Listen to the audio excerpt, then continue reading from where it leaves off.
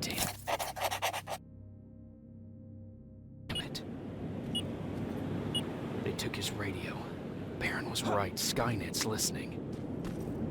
Time to look for the second tracker.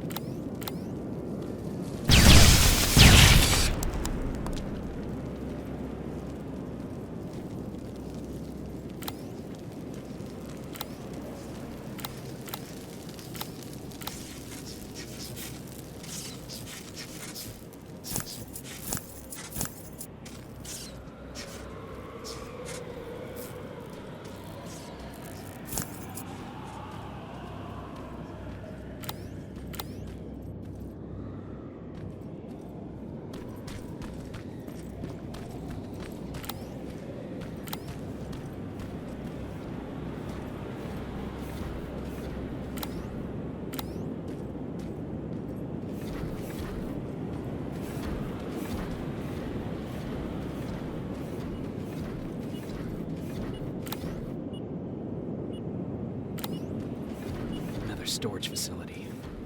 Popping up. If I take care of it, that might slow them down a little.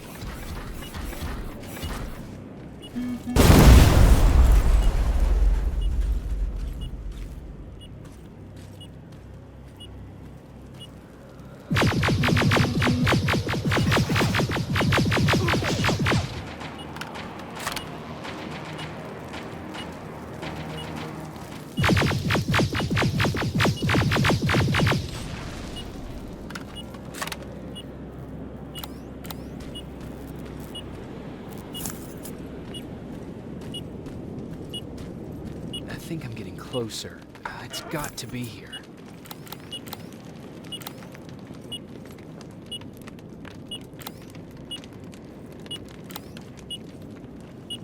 They got him too. Oh, his goggles look intact. Let's see the last picture he took. The infiltrator. It's back. Baron was right. Commander! Talk to me. They're dead. Everything turned out the way you said it would. Copy that. Get out of there. We need to figure out our next move. Let's meet at the docks. Get there as soon as possible. Over and out. Why would she give out our location?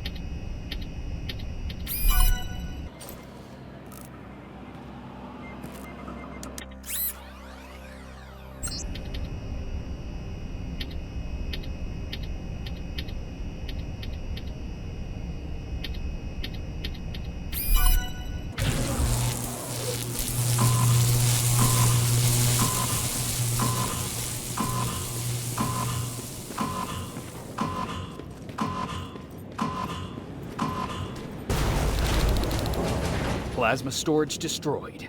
Good to hear, Rivers. Now proceed with your mission.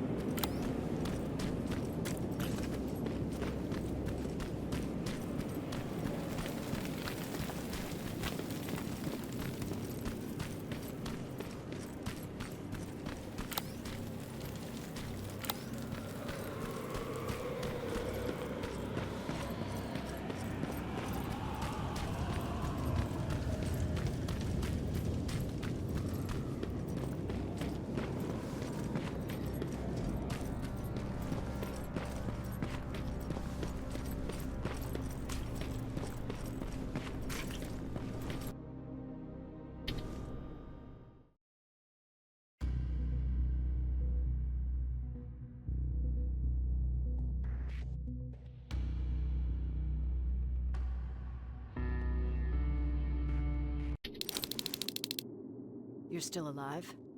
Good. Apparently Skynet's got a real hard-on for you. So we figured why not use you as bait? Aren't you afraid that Skynet will bring a lot of firepower if they know we're both here? Afraid? No. Prepared for that eventuality? Yes.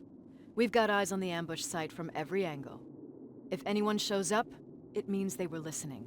What if it's one of our guys, or just a scavenger? Too bad. We can't have anyone or anything sabotage our plan. Not this time. This time? We were very close once before. For years, we've been preparing for the final attack. But it took just one man to fuck everything up. That day, Perry, our previous field commander, died, and I inherited control of South Division. Since then, I've been making sure that no one fucks up again. We've got movement. Take position.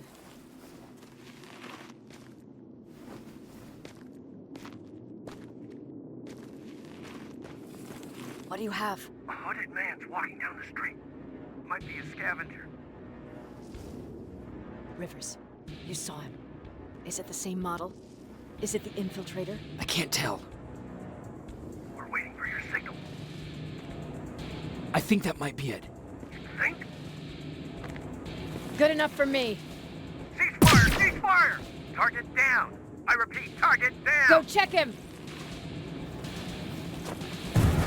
Eyes on the target. Proceed with caution.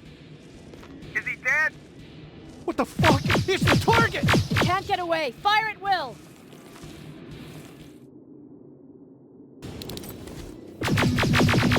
He's in the open! It's in the open! It's a fucking machine!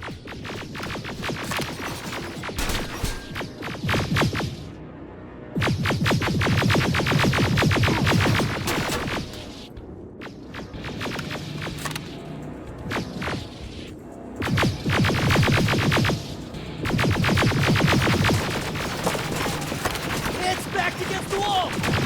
We've got it now!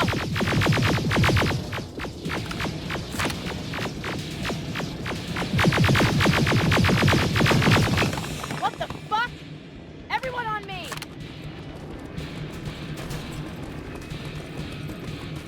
It's carrying a second-generation plasma rifle! I want it! It won't fucking die! Shoot!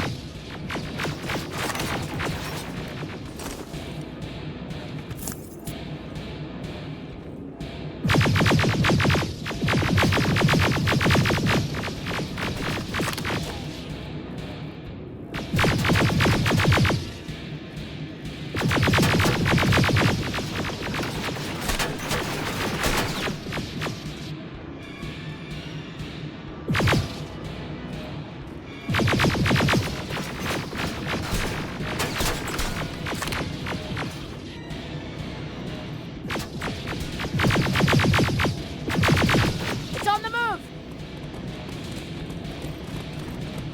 Take cover!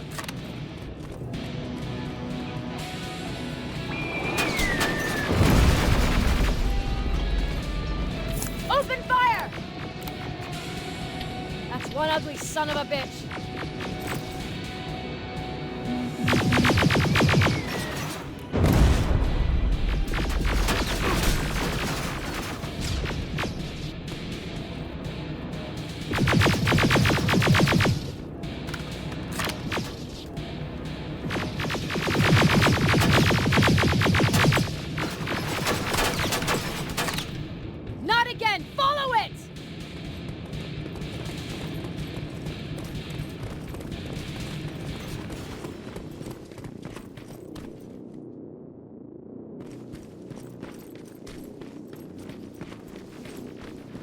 It's inside!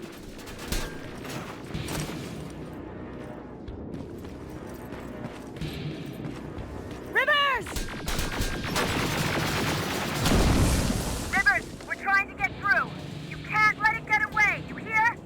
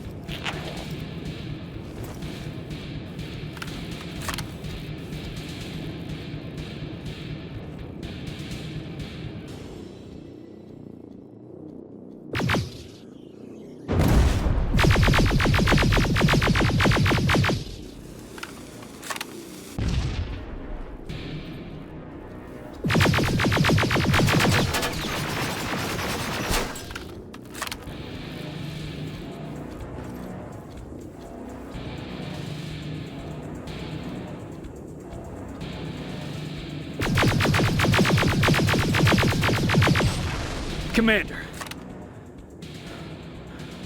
We got it. We finally got it. Good job, Rivers. Stay there. We're on our way.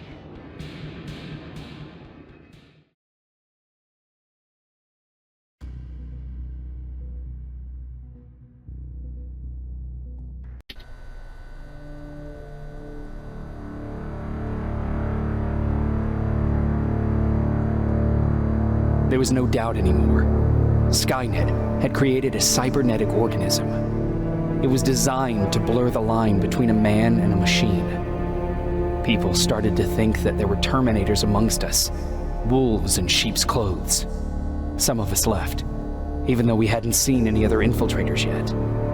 Or at least, we didn't think we had. And that fear of not knowing was what turned the tide of this war. That night, Skynet won. I still have to run some tests, so for now I would say no. We need some more time, I Connor. know you don't want to hear this, Commander, but if there's one person who can help us, it's Dr. Mack. Mac, we don't even know if he's alive. He is. He's in the Hollywood Hills. We knew a time would come when we'd need him again, so we've kept an eye on him. Wait. You've been watching him without telling me? Let your emotions cloud your judgment before, Commander. That's why I decided that Mack's whereabouts were no longer This is your bullshit. concern. He can't just magically fix all of our problems. He's a man, not a god. A man that makes That's enough, mistakes. Commander. You know what happened last time. He's the reason Perry's I dead. said that's enough. Sergeant Rivers? Yes, sir. TechCom believes that being marked for termination is a badge of honor. A sign that we're doing something right. We wear it proudly. And knowing you're wearing such a badge, Rivers, is all I need to trust you with handling this mission. Commander Barron will fill you in on the details. Good luck, soldier. Over and out. Looks like you're going to Hollywood Hills. Dr. Edwin Mack is the one who taught us how to use Skynet's weapons, so there's a chance he can do it again. Take him that second-generation plasma rifle and see if he's able to reprogram it. If we want to use Skynet's weapons, we need to bypass their encryption lockouts.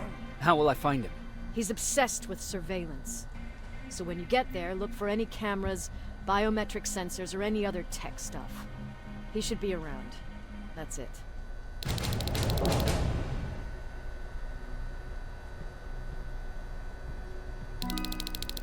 Sure, let's trust someone who gets called Dr. Death. That won't bite us in the ass. In the meantime, I'll see what I can learn from the new CPU we acquired from that infiltrator. This could be the breakthrough that we've all been waiting for. I need to concentrate, so please don't disturb me.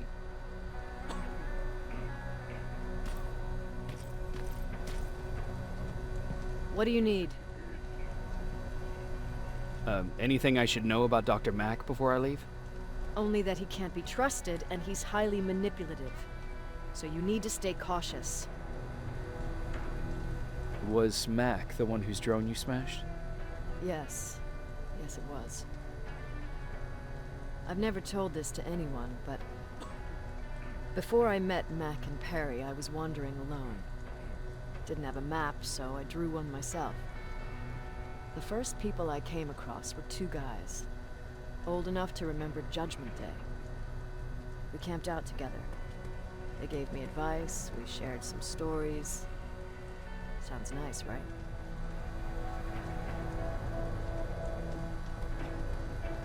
See, there are still good people out there.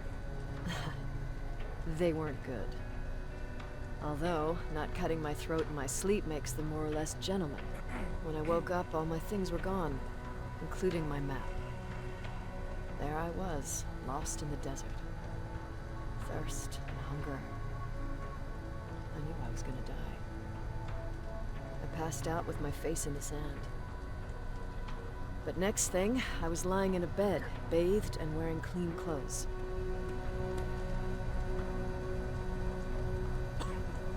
I'm guessing there's no happy ending to this story either. You're starting to learn. Through the window, I saw thousands of Terminators. First, I thought it was a work camp. But it was something else. A Skynet research facility. They kept me alive, but I didn't know why. I thought I was the only human there. But after a while, someone came into my cell. A man. Well-dressed, clean-shaven. You want to take a guess who that was?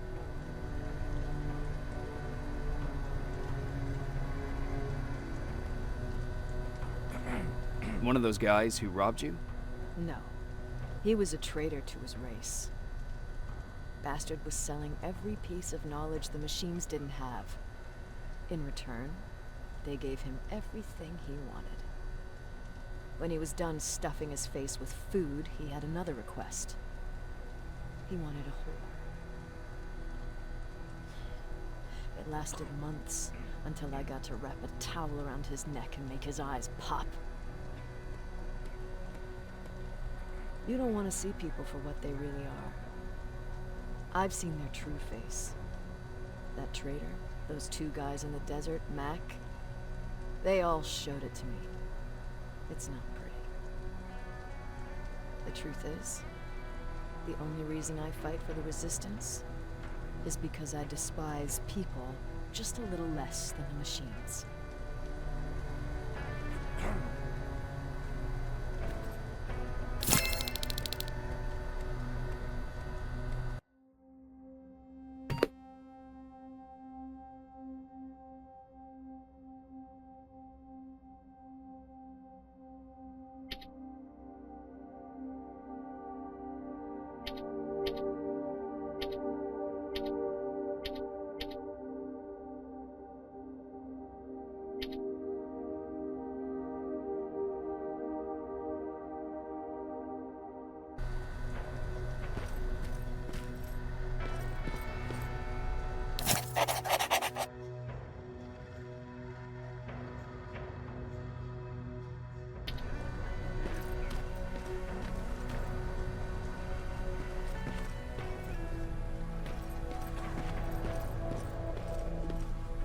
Jacob, do you have a minute?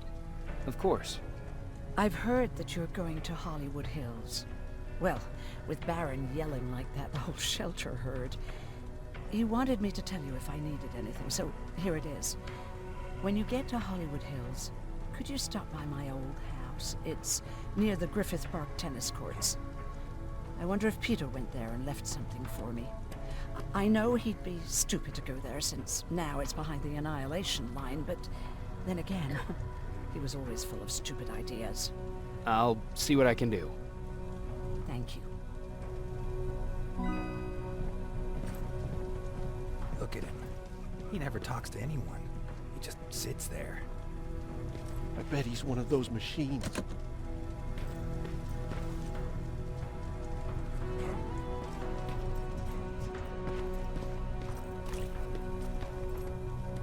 Jacob, I didn't see you there. Where are you going? I'm going out scavenging.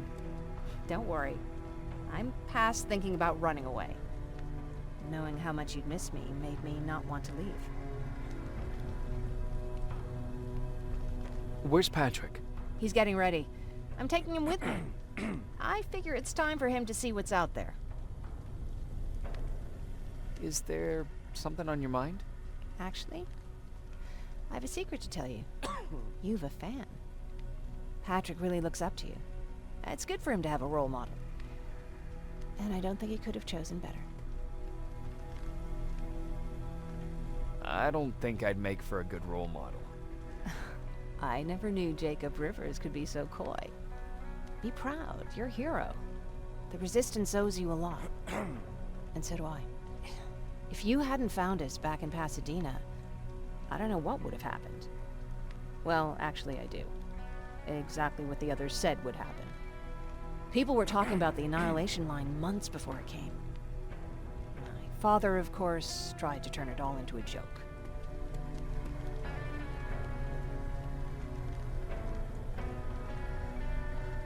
Knowing your father, it wouldn't have been a good joke. No, it really wasn't. But I wanted to believe him. I think we all did. He tried very hard to keep everyone from worrying. Maybe a little too hard. You could feel the mood change at the house. The community my father tried to build started falling apart. Fewer and fewer people were coming by. And if they did, they weren't always friendly. We started to notice things going missing. Little things at first. People got nervous.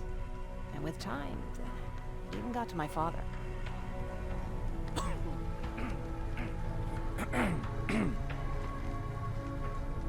What do you mean? Well, for one thing, he stopped making jokes. It had never been as quiet at the house as it had been back then. After a while, my father changed the sign from welcome to beware. He put a lock on the door and started carrying a shotgun. I didn't even know he owned a gun. He always said he didn't believe in them. I wanted us to leave our house and run, but he didn't want to listen. Said it was the only place he could keep us safe. Thanks for letting me spill my guts like that.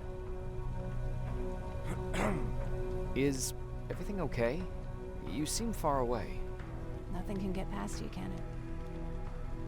I've been thinking about the day we met. I never told you how we really ended up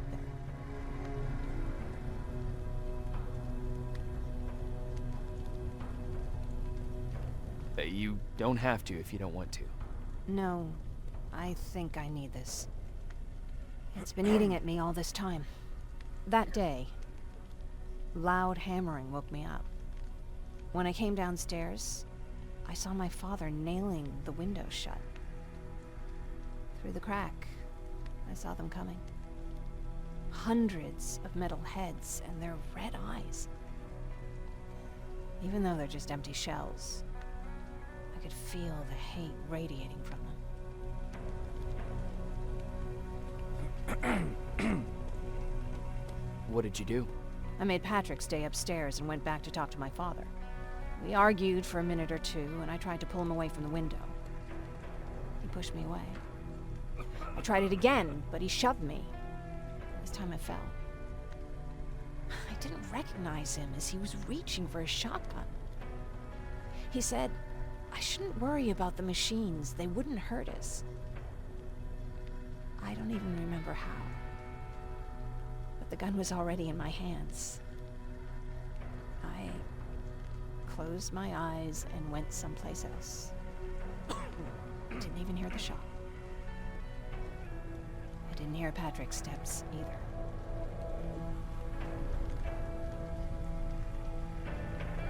Did you lose consciousness? Guess I did for a moment. It was the taste of blood on my lips that woke me from my trance. I threw the gun away, grabbed Patrick, and tried not to notice the hole in my father's unmoving chest. As we ran, I could hear them coming, so we found somewhere to hide. Then you came.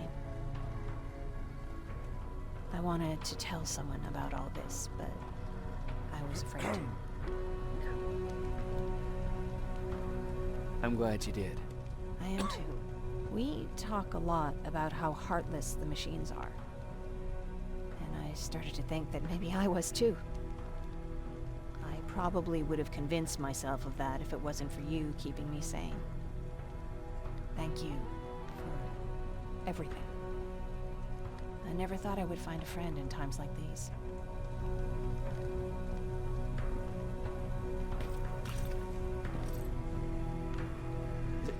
Is it true? I can look human now?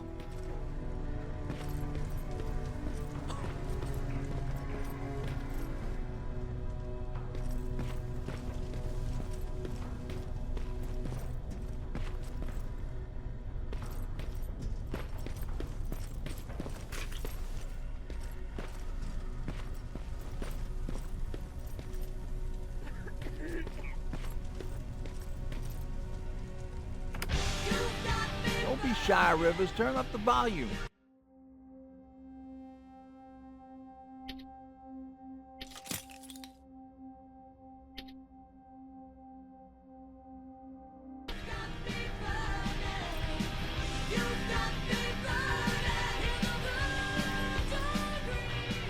Jacob. What's the situation like in the shelter? Not that great. People are getting nervous. A lot have already left, and even more plan to leave. Even Mark and Laura saw them packing earlier. And what about you? Just the thought of running again's making me sick. Must be getting old. Plus, we got everything we could need right here. Where else would I go? Besides, I have faith that Baron would never let anything happen to this place. She's way too uptight about security. What happened after you started your camp? Honestly, not that much. At least not in the beginning. When we gave up on the idea of getting in touch with anyone, we just tried to adapt. Temperatures fell, we had to scavenge for food. All of a sudden, that became our life.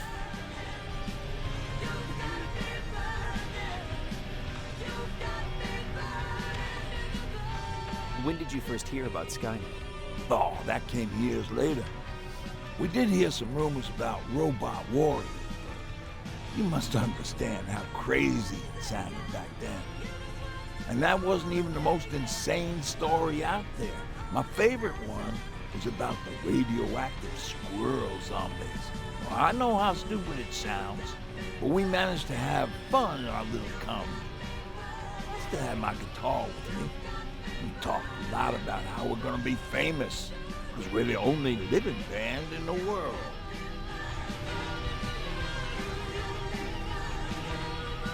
You played in a band.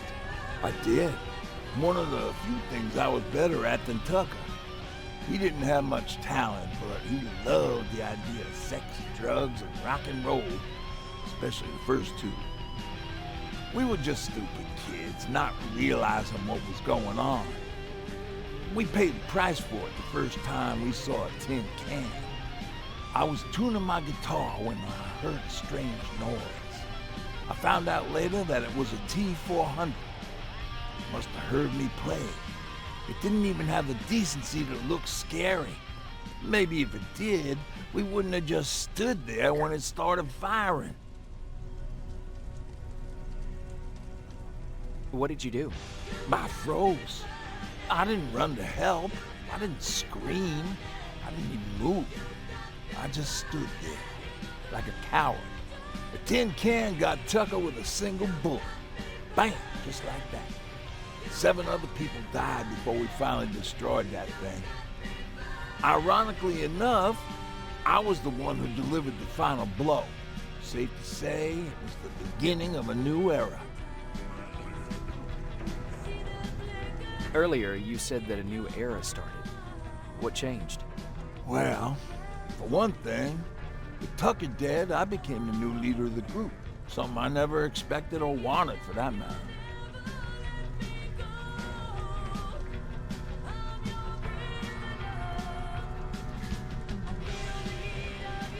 What did you do about it? That same night, I looked around at all those people who survived, and I felt scared. Scared of what they expected of me. I started to walk away like I was on autopilot. I don't know if I wanted to run away or to kill myself. But then, something surreal happened. I found a metal door in the ground in the middle of nowhere. I was real unsure about what I might find under it, but what I did find was the aftermath of a massacre.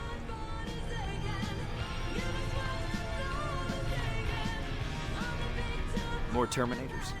That's exactly what I thought at first, but it turned out to be something even more scary. It looked like they decided to commit suicide. I couldn't understand it. To me, they had everything. Food, water. They even had a case of beer. So, I got shit-faced and started crying over my brother's death. But I realized something. I realized that I could maybe survive there.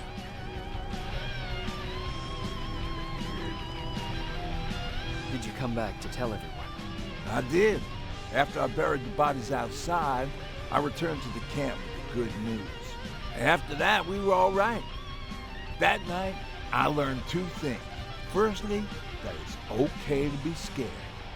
Secondly, that there are 2 sides to everybody. Ironically, me being a scaredy cat turned me into a good leader. And that's how I found that place, and that's what motivated me to help others. But Tucker, he was a leader from the start, but he had an ugly side too. He killed those who opposed him. He was a real scumbag, but he was my brother. He made me want to be a good person for the both of us. A hangover wasn't a high price to pay for that lesson.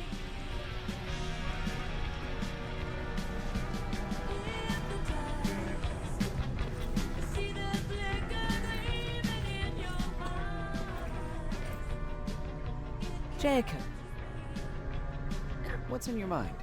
ever since you asked me about Peter, I can't stop thinking about him. Like a teenage girl. That's your fault, young man. Are you thinking about anything in particular?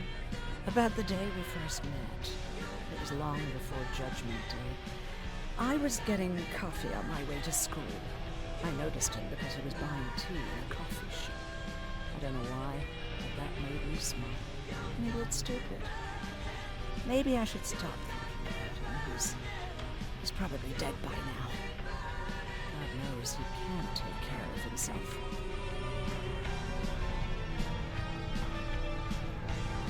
Do you want to find it? Sometimes I think I should drop everything and go. I would get an earful from Baron, but she's nothing I can't handle. Anyway, what I didn't tell you before is that during Judgment Day, I lost a child. Our child. I don't know if it would have happened anyway, but I like to blame the machines for that. I think that Peter felt with Taylor, we were given a second chance. God, he's still out there waiting for me, isn't he? Probably sitting in his rocking chair backing out a house in Hollywood Hills. Oh, where the hell are you, Peter?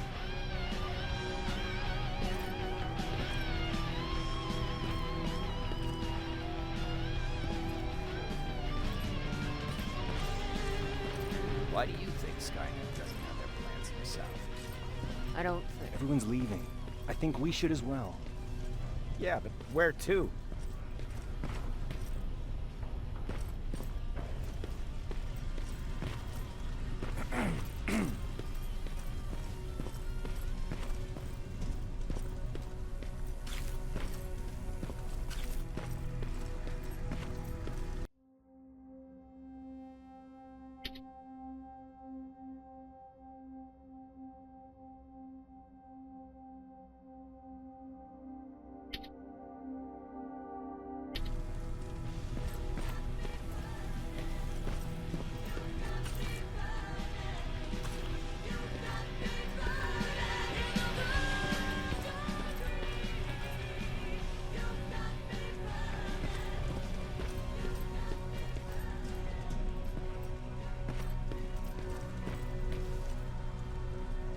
You need... Can I see your hardware?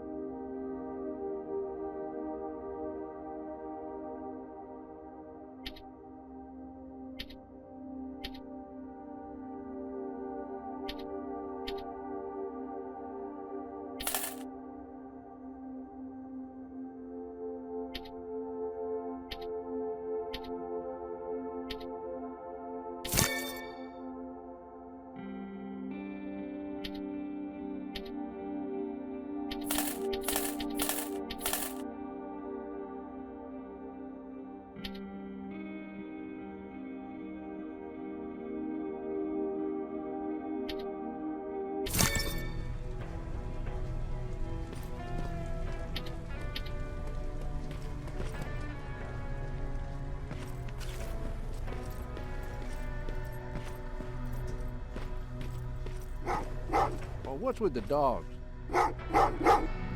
They've been like that ever since they